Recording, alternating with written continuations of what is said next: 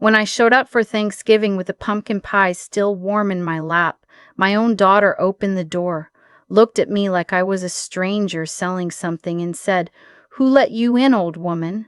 This is family time. You should go." I set the pie down on the step, drove home through the rain, and the very next morning I phoned my lawyer and started taking her out of my will.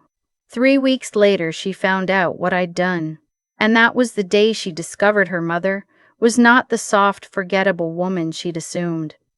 Hello again, friends. It's me, Carol, and I'm so glad you're sitting here with me today. Before I begin, would you do me a kindness?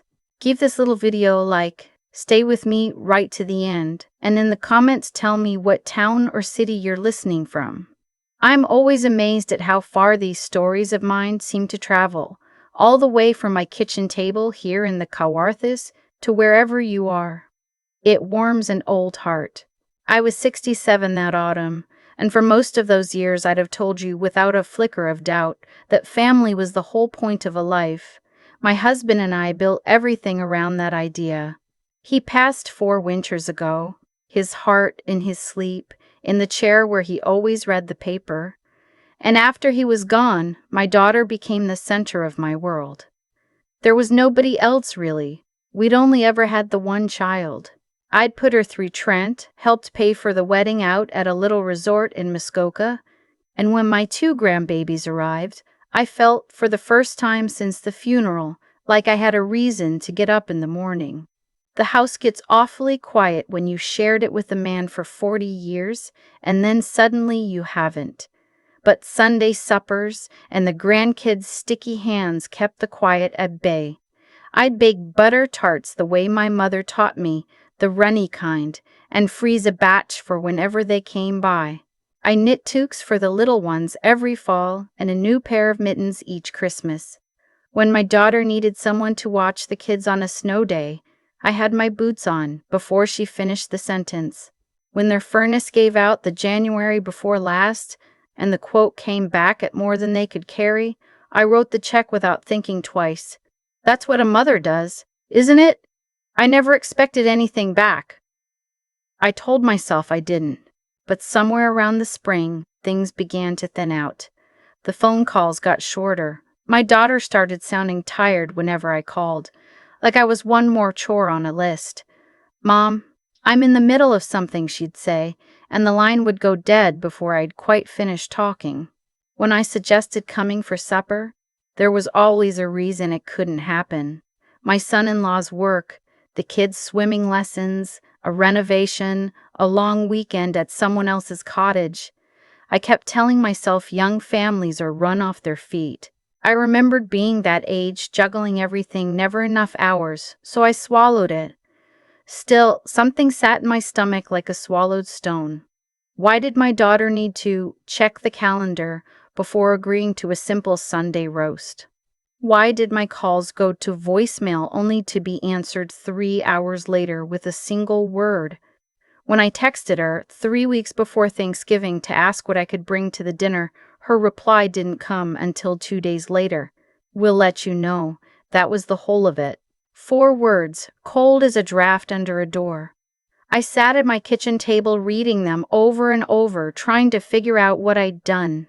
Had I been too much? Too involved? Too eager? Too there? I'd raised her to stand on her own. Maybe I'd done it too well. The morning of the dinner, I was up at 6. I made the pie and a dish of scalloped potatoes the way she'd loved them since she was small, and I wrapped up new books for the kids and a bottle of the good rye my son-in-law had mentioned wanting back in the summer. My hands shook a little as I tied the ribbon, and I didn't know why. The radio was playing and the rain had started, the steady October kind that strips the maples bare. I told myself I was being silly. It was Thanksgiving. It was family. I pulled into their street a little after 4, right on time. The driveway was full, and so was the road. Cars I didn't recognize, parked nose to tail along the curb. Through the front window I could see people moving around, a houseful, children chasing each other past the glass. And for one foolish second my heart actually lifted. A full house, I thought. A real gathering. I gathered up the pie and the potatoes and the gift bag, and I went up the walk and rang the bell. It took a while. I rang again. When the door finally opened, my daughter was standing there, and I want to tell you, the woman looking back at me was not the girl I'd raised. Her face was flat and hard. Behind her, I could see my son-in-law's family, his sister and her husband, a few faces from her office, all of them holding glasses of wine, all of them turning to look. Everyone was there. Everyone, it seemed, except me. "Mom," she said, and there was a blade in it. "What are you doing here?" I think I actually laughed, a little nervous sound. "It's Thanksgiving, love. You said 4 o'clock. Who let you in, old woman?" Her voice didn't rise. That was the worst of it. It was bored almost. "This is family time. You should go." I stood there. The rain was coming down on the back of my neck. I was certain I'd misheard, that any second she'd break into a smile and say she was joking, pull me inside, take the potatoes from my arms, but she didn't. Behind her, my son-in-law caught my eye and looked away, and the corner of his mouth was turned up like he was enjoying it. His mother, a kind woman I'd always liked, stared down at her shoes. Not one person in that warm, bright room said a word. "I don't understand," I said. My voice came out smaller than I wanted. "I said you should go." My daughter's hand was already on the door. "You're embarrassing yourself." Somewhere inside, I heard my granddaughter's voice calling for her daddy, light and happy, with no idea her grandmother was standing on the step like a parcel delivered to the wrong address. The casserole was still warm against my arm. The handles of the gift bag were cutting into my fingers, and I wanted, more than anything, to push past her and make her see what she was doing. But I looked at her eyes and I understood, all at once, that this was not a mistake. This was a decision she had made, and probably made some time ago. So I did the only thing the last of my pride would let me do. I crouched down, slow, the way you do at my age, and I set the pie and the potatoes and the bag of presents on the porch where she'd find them. I straightened up. I looked at my daughter one more time, and then I turned around and walked back to the car in the rain. I didn't cry. I didn't beg. In the rearview mirror, I watched the door close, and she didn't so much as glance after me. I drove the half-hour home with the wipers slapping and the radio off. And by the time I turned into my own driveway, something in me had gone very quiet and very clear, the way the air goes still before the first real snow. I didn't sleep that night. How could I? Every time I shut my eyes, I saw her face, that flat, bored cruelty. "Who let you in, old woman?" My own girl. The baby I'd walked the floor with at 3 in the morning, whose fevers I'd sat up beside, whose first heartbreak I'd held her through on the Chesterfield while she soaked my sweater with tears. By the time gray light came up over the back fence, I was at the kitchen table with a coffee I never touched, and the only sound in the house was the old mantel clock my husband used to wind on Sunday nights. I made myself think, not feel, think. People don't suddenly turn like that, a thing that Colt has been building. So I got out my laptop and I sat there in my robe and I went back through my own accounts, month by month, the way I never had before. There it was, laid out plain. The truck loan I'd co-signed the year before, so my son-in-law could keep his contracting business going. $28,000. The $40,000 I'd handed over when they wanted the basement finished and a heat pump put in. $9,000 for the little one's Montessori because public daycare had a waiting list a mile long. And then all the small things, the in-between transfers, $200 here, $500 there, groceries, gas, a vet bill, a furnace. When I added it up over 2 years, I'd given that family better than $85,000. It wasn't the money. I want to be clear about that. We'd saved our whole lives precisely so we could help. What stopped my breath was the pattern. Every single time I'd sent money, the phone calls had picked up for a week or two. My daughter had been warm again, chatty. "Oh, Mom, you're a lifesaver. What would we do without you?" And then the money would clear, and the warmth would drain right back out of her like a tub when you pull the plug. I sat there with my cold coffee, and I understood that I had not been her mother for some time now. I had been her bank. I thought about my son-in-law's little smirk at the door, his mother looking away, ashamed. I wondered how many times the three of them had sat at that table and laughed about the old woman who'd write a check for anything if you let her hold the babies once in a while. The pain of it was a physical thing, right under the breastbone. I'd lost my husband, and that nearly broke me, but he had loved me to his last breath. This was something else. This was being thrown out into the rain by the one person I had left. I got up and walked into the back room that had been his study. I'd hardly changed a thing. His reading glasses were still folded on the desk, and in the bottom drawer of the filing cabinet was the folder I was looking for, the will we'd updated together after he died. Everything went to our daughter. The house, the RRSPs, the TFSA, the life insurance, the bit of land up north. All told, with the house, somewhere close to $900,000.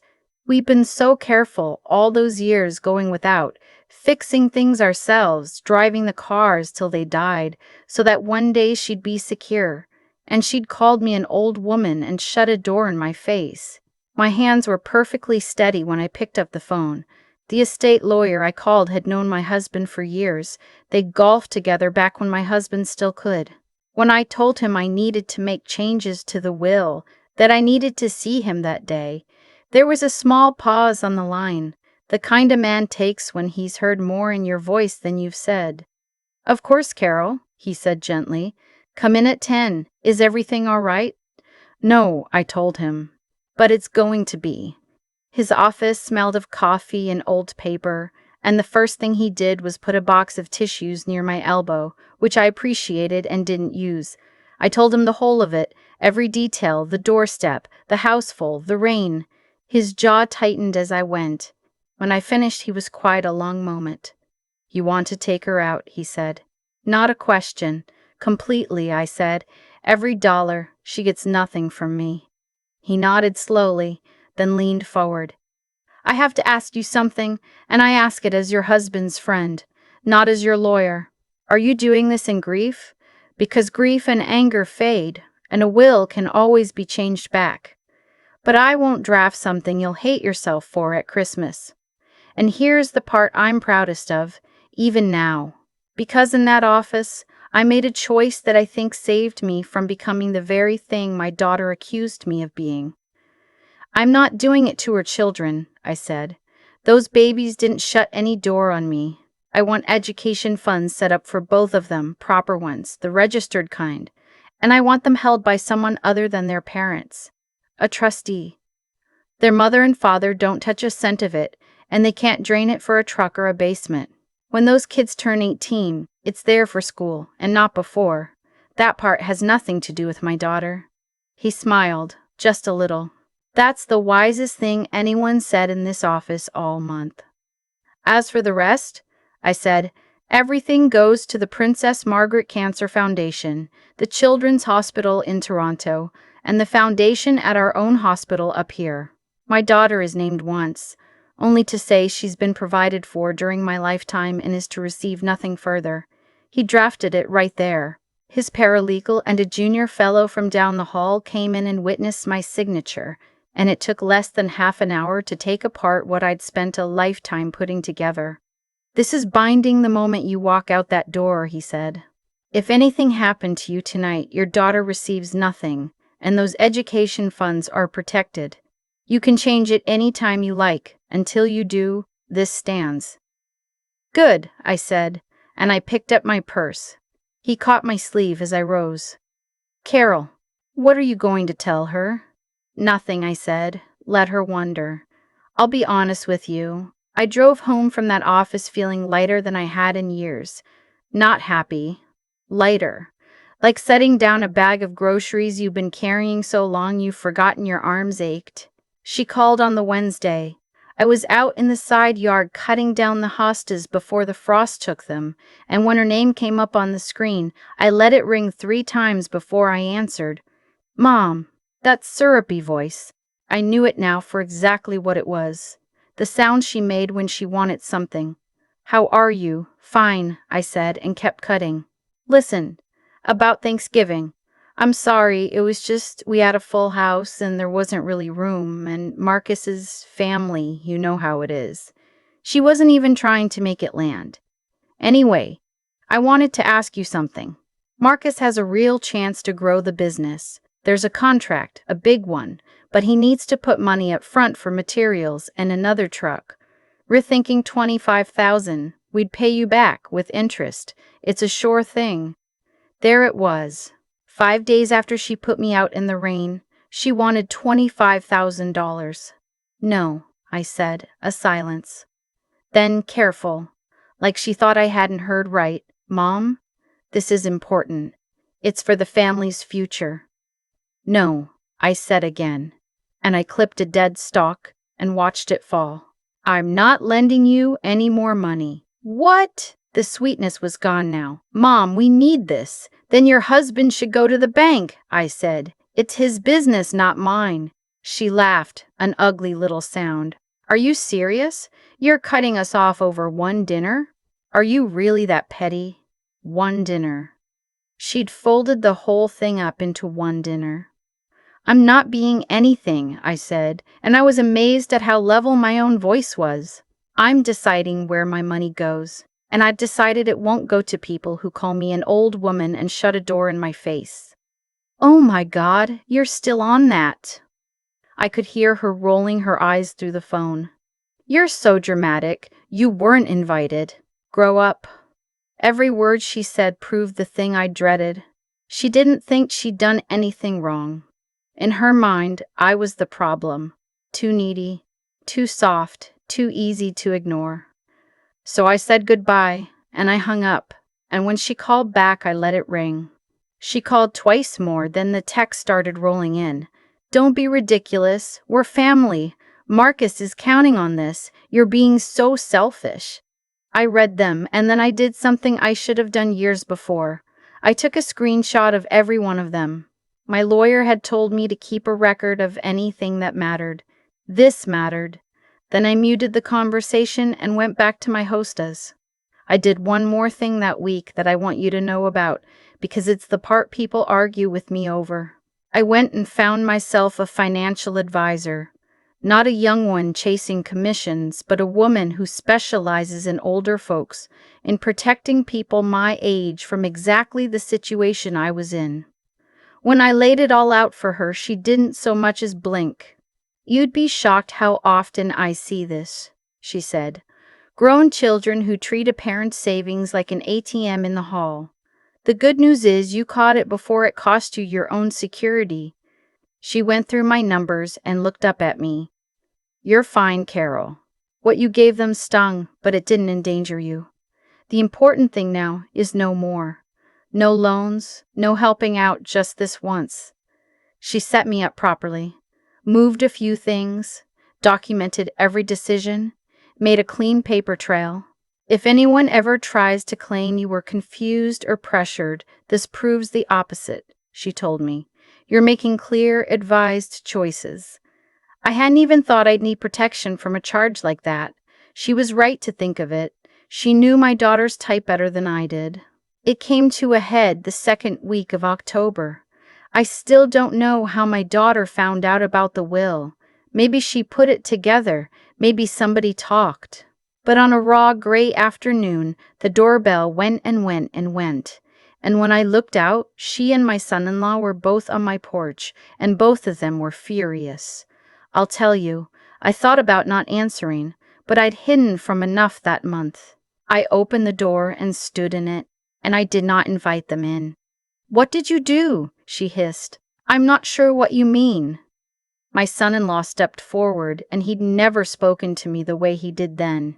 We know you changed your will. We know you cut her out. That's my right, I said. That's my inheritance. My daughter's voice climbed. Dad worked his whole life for that. You can't just give it to strangers. Your father worked for our security, I said, not yours, and I'll spend it as I see fit. My son-in-law's face went dark. This is elder abuse, you know that. You're obviously not thinking straight. Old people make crazy decisions. I'm 67 and healthy as a horse, I said. I made this decision with my lawyer and a financial advisor in the room. There's nothing crazy about it. You spiteful old. He bit it off, but I saw the word he'd swallowed, and I saw that my daughter didn't flinch at hearing it. That told me everything I'd been afraid of. That was how they spoke about me when the door was closed. You need to leave my porch, I said. We're not going anywhere until you call that lawyer and change it back, my daughter said, her cheeks blotched red. I'm your daughter. I deserve. You deserve exactly what you've earned, I said. Which is nothing. My son-in-law leaned in. We'll fight this. We'll get our own lawyer. We'll prove you were pressured. We'll prove you're not competent. You're welcome to try, I said, and I held his eyes. I have a record of every text. I have my advisor's notes. I have a clean bill of mental health from my own doctor, because I thought ahead. What exactly do you have? And then my daughter's eyes filled, right on cue, and her voice broke. Mom, please. I'm sorry about Thanksgiving. I'm sorry I hurt you. Can't we fix this? I love you. I knew that performance. I'd been watching it since she was 14. If you loved me, I said quietly, you wouldn't have shut a door in my face. It was a mistake. It was the truth, I said. You showed me who you are. I believe you now. My son-in-law grabbed her arm. This isn't over, he spat. You're going to die alone, you know that? No family. No grandkids. And it'll be your own fault. I'd sooner be alone, I said, than surrounded by people who only show up when the check clears. I stepped back into my own front hall. Don't come here again. If you do, I'll call the OPP and report you for trespassing. And I closed the door on my own daughter, the same way she'd closed one on me, and I leaned my back against it while I heard them shouting in my driveway, and then their car tearing off down the road, spraying gravel into the ditch. My hands shook for a good 10 minutes, not from fear, from everything else. But that night, in my quiet house with his empty chair and not a single toy on the floor, my son-in-law's words came back to me. You're going to die alone. And I sat there in the dark, and I asked myself, plain and honest, the question I think some of you are asking right now. Had I gone too far? Was I being as hard as I'd accused them of being? Those two little ones were innocent in all of this. Was I punishing the children for the sins of their parents? I sat with that a long time. And then I remembered the education funds, locked away where no one could touch them but those kids themselves, on the far side of 18. I hadn't cut my grandchildren off. I'd protected them from the very people who'd taught their mother to treat me like a wallet, and I realized that the difference between cruelty and self-respect is whether you do it to wound someone else, or simply to stop bleeding yourself. I wasn't trying to hurt my daughter. I was just done being hurt. I slept that night. For the first time in 2 weeks, I slept right through. The threats turned out to be wind. A lawyer did send my lawyer a letter, and my lawyer sent one back, and somewhere in there, my son-in-law's own mother did a thing I will never forget. She came to my door one afternoon, the woman who'd stared at her shoes on Thanksgiving, and she stood on my step with her hands twisting her purse strap, and she said, Carol, I owe you an apology, and I'd like to give it properly if you'll have me in for tea. She sat at my kitchen table, and she cried. She told me she'd watched the way they treated me for 2 years and said nothing, and she was ashamed. She told me that if it ever came to a courtroom, if they ever tried to say I was confused or coerced, she would stand up and tell the truth about what she'd seen with her own eyes. You were nothing but good to that family, she said. And they used you. I won't be part of pretending otherwise. It never did get to a courtroom. Once they understood that the man's own mother would testify against them, The fight went right out of it. By the new year, the letters stopped. My lawyer phoned me on a January afternoon and said, "It's done, Carol. They've dropped the whole thing." He asked me how I felt, and I told him the truth. "Free," I said. And here, my friends, is the part I most want you to hear, because the door slamming was never the real story. The real story is what came after. I'd spent so long being somebody's mother, somebody's grandmother, somebody's source of a check, that I'd quite forgotten there was a woman underneath all that. A woman who used to want things. So I started, slowly, finding her again. I went down to our local hospital and signed up to volunteer, and they put me in the children's ward, reading stories to the little ones whose own families couldn't always be there. The first afternoon I read 3 picture books to a boy of 6, waiting on a surgery, and he held my hand the whole time, and I drove home and wept in the parking lot, the good kind of weeping. I joined a quilting circle that met Tuesday mornings at the library, a room full of sharp-tongued women who took me in like I'd always been there. I tried a pottery class and made the ugliest, most lopsided mug you ever saw, and I kept it, and I drink my coffee from it every single day. I bought my own plane ticket, the first time in my life I'd ever traveled alone, and I went out to Newfoundland in the spring, and I stood on a cliff at Cape Spear with the wind trying to knock me over and the whole gray Atlantic in front of me, and I laughed out loud at nobody. The next year I went further, all the way to Portugal, with 2 women from the quilting circle, and we ate too much and drank Vinho Verde and got gloriously lost in Lisbon. An old woman on a tram saw the 3 of us giggling and raised her little cup of coffee to us, and I understood her without a word of shared language. 2 women who know their worth. I brought home a rescue dog from the shelter that summer, a scruffy brown thing of no particular breed, who I named Biscuit, and he follows me from room to room and sleeps at the foot of my bed and thinks I am the most important person who has ever lived. The seniors' newsletter at the community center asked if I'd write a little column, and I said yes before I lost my nerve. And I called it Late Bloom, and I write it every month, and people stop me at the grocery store to tell me it helped them. Me. The forgettable old woman on the doorstep. I heard, the way you do in a small place, that things did not go well for my daughter and her husband. The big contract fell through. They sold the house with the finished basement I'd paid for, and moved out to Alberta chasing work. And the fresh start didn't take. His mother, who has become one of my dearest friends and comes for Sunday supper most weeks now, tells me their marriage is fraying, that he blames her and she blames him. I take no joy in it. I want you to believe that. I feel sorry, genuinely, that my girl built her life on getting and not on loving, and that it crumbled the way such things always do.